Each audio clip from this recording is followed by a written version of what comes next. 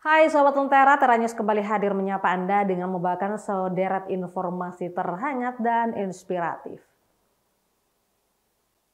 Kita awali Tera News dari Surabaya, Jawa Timur. Pejabat Gubernur Jawa Timur Adi Karyono melaunching bus Trans Jatim Koridor 4 rute Terminal Bundar Gresik ke Pelabuhan Paciran Lamongan dan pengoperasian Trans Jatim Luxury.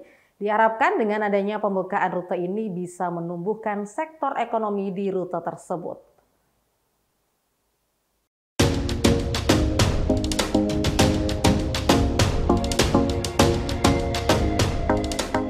Perluasan koridor Trans Jatim ini sebagai wujud nyata pemerintah Provinsi Jatim dalam mengimplementasikan Nawabakti Satya keempat, yakni Jatim Akses. Terbukti dengan adanya Smart Bis yang sudah beroperasi 2 tahun ini dan telah dimanfaatkan 4,3 juta masyarakat di Jatim karena memberikan efisiensi mobilitas bagi masyarakat. Khusus di koridor 4 ini akan ada 15 armada bis yang disediakan menggantinya. Bis Trans Jatim ini diharapkan tidak sekedar membantu mobilitas masyarakat saja, melainkan juga ramah dari sisi ekonomi karena tarif tiketnya sangat terjangkau. Dan selain menumbuhkan sektor ekonomi, diharapkan juga menumbuhkan sektor pariwisata di pesisir Lamongan sampai Gresik.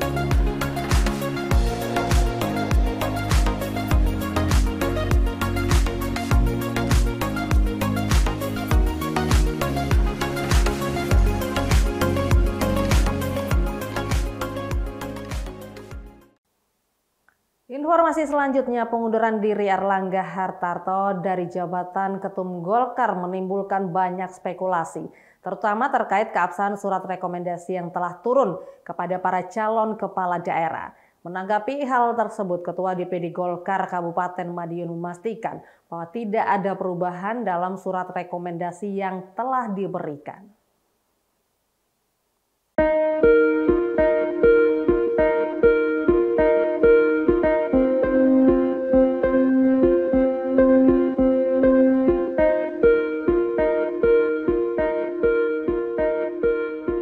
Pasca pengunduran diri Erlangga Hartarto dari jabatan Ketua Umum Partai Golkar pada hari Minggu 11 Agustus lalu, melalui rekaman video, muncul spekulasi banyak pihak mengenai pencalonan kepala daerah yang sudah mendapat rekomendasi dari Golkar, termasuk pencalonan kepala daerah Kabupaten Madiun, Jawa Timur, yang saat ini telah berlangsung. DPD Golkar Kabupaten Madiun telah matang mengusung paslon Hari Wuryanto dan Dr. Purnomo Hadi.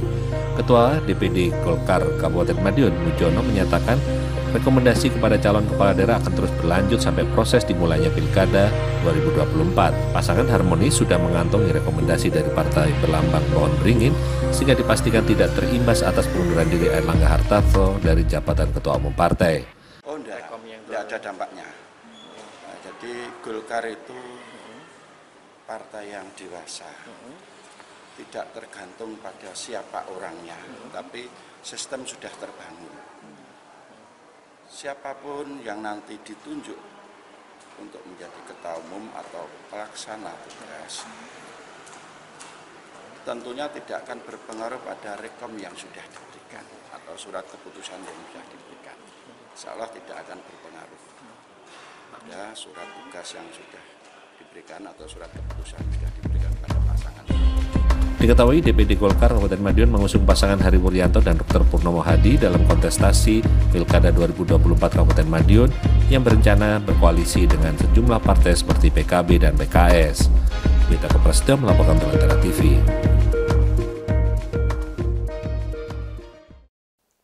Beralih ke Sidoarjo, seorang bocah yatim penyandang tunanetra di Kabupaten Sidoarjo mengalami tindak pidana pencabulan yang diduga dilakukan tetangga sendiri.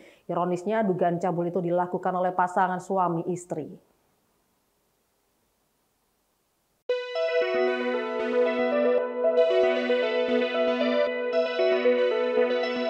Tindak pidana pencabulan tersebut dialami oleh Bunga, usia 9 tahun, warga Ruko Mutiara Citragaha, Desa Bligo, Kecamatan Candi, Kabupaten Sidoarjo.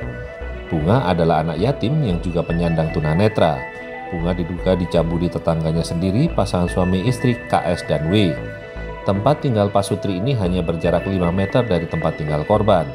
Menurut ibu Bunga, Ivan Wahyuni, awalnya dia kaget mendapati celana dalam anaknya itu terlihat ada bercak darah dan sperma. Dia juga curiga dengan anaknya yang berubah menjadi pemurung. Wahyuni kemudian menginterogasinya secara halus dan ternyata anaknya itu mengaku mengalami tindakan tidak senonoh oleh tetangganya sendiri. Wahyuni mengaku kaget karena Bunga yang sering diajak bermain di rumah Pak Sutri itu justru mendapatkan perlakuan yang tidak manusiawi. Ternyata seperti ini. Oh, biasanya adik ini dititipkan di situ gitu, Bu? Dia yang minta taruh sini aja, kadang dijemput. Perempuannya itu yang jemput. Makanya kalau dia nggak tahu itu tidak mungkin, Pak. Berarti hubungan ibu sama tetangga ini sebenarnya pelaku ini terduga ini sebenarnya baik-baik saja, Bu? Baik, iya, makanya saya tadinya sudah curiga, tapi saya itu masih was-was curiga. Mulai dari kemarin sebelum ketemu celana gini saya sudah curiga, bukan orang lain, Pak. Itu toh. Didampingin Biro Bantuan Hukum Damar Indonesia, ibu korban melaporkan tetangganya itu ke Unit Pelayanan Perempuan dan Anak Polresta Sidoarjo. Perbuatan cabul yang dilakukan terhadap anak di bawah umur yang dugaannya dilakukan oleh kedua satu keluarga, karena korban ini mengaku. Jadi kami mohon kepada Kapolres Sidoarjo untuk segera melakukan langkah-langkah hukum. Jadi kalau dari pengakuan anaknya ya, nggak mungkin kalau menurut saya pribadi seorang anak kecil yang masih berumur 9 tahun itu memberikan kesaksian dan memberikan keterangan yang bisa dibuat-buat. Artinya menurut saya ini kejujurannya dari anak ini. Mereka berharap polisi segera menindaklanjuti laporan tersebut agar pelaku mendapatkan hukuman setimpal. Alan Sori melaporkan untuk Lentera TV.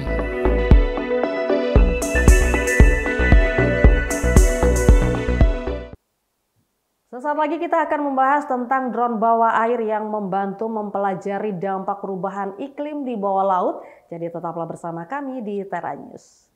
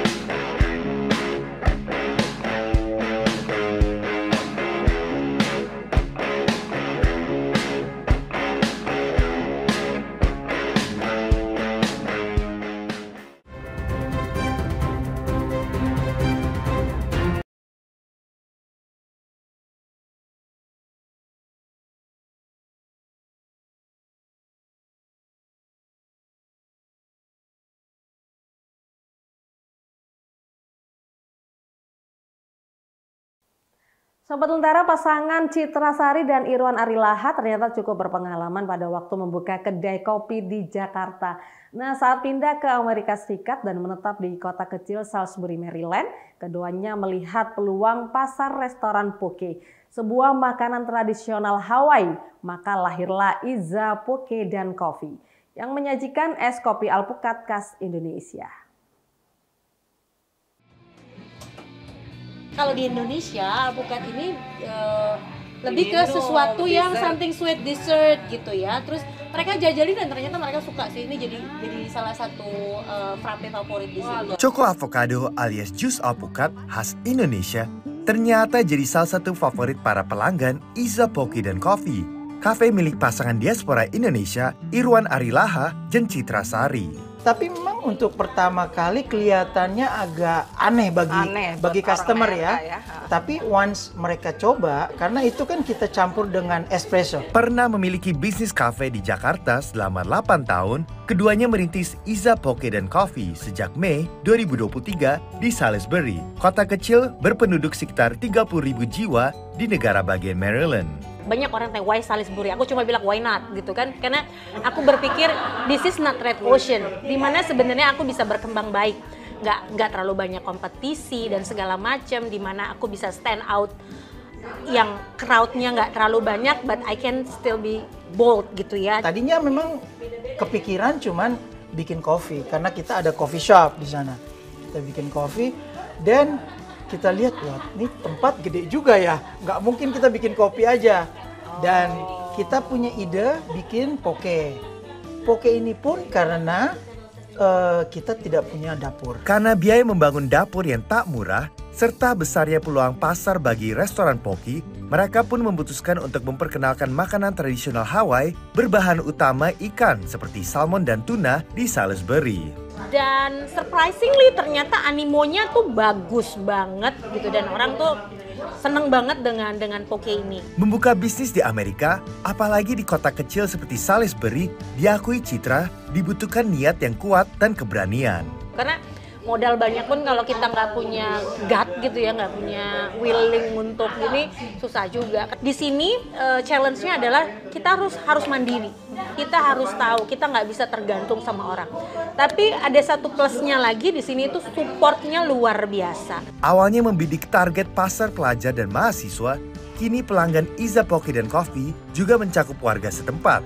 Judy Marian yang hampir setiap hari datang untuk menikmati poke favoritnya, shrimp poke bowl, dan secangkir kopi latte, menyukai suasana kafe ini. I love the atmosphere here. It's very nice. The owners are wonderful. It's the best. Starbucks has nothing. Kerja keras pasangan ini tidak sia-sia. Iza Poke dan Coffee berhasil mendapat nominasi New Best Restaurant dari sebuah majalah lokal. Kalau orang ngomong Iza, itu yang come up adalah kopi enak sama tempat nyaman. Kedepannya, Citra dan Irwan ingin lebih memperkenalkan kopi Indonesia ke warga Amerika di kota ini dan sekitarnya. Dari Salisbury, Maryland, tim VOA.